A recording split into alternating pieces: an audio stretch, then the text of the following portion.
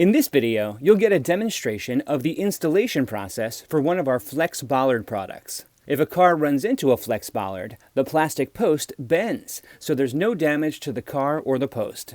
There are a variety of installation kits, so you can install these into asphalt, concrete, or into natural ground, all of which you can do yourself without having to hire a professional installer. In this demonstration, the installation is in asphalt, but the process is similar with other materials, and again, we supply all of the hardware you'll need. You start by marking the location for the post. You can use chalk to mark where the holes should be drilled. Then with a hand drill, equipped with a bit for asphalt that you can pick up at any hardware store, you drill the holes. For secure installation in asphalt, you'll want to use these red receiver plugs and push them into the drilled holes. Use a piece of wood or something like that to tap them in flush to the ground. Then install the 4 zinc-coated bolts with the metal washers. Get all 4 corners secured and tight to the ground. Now attach the spring and the post with the hardware included. The inner post will have a cap and foam spacer as well. Put the extremely durable polyethylene plastic top piece over the inner post. Then use the Allen wrench and the hardware in the kit to secure the bollard to the inner post at the very top. And that's it.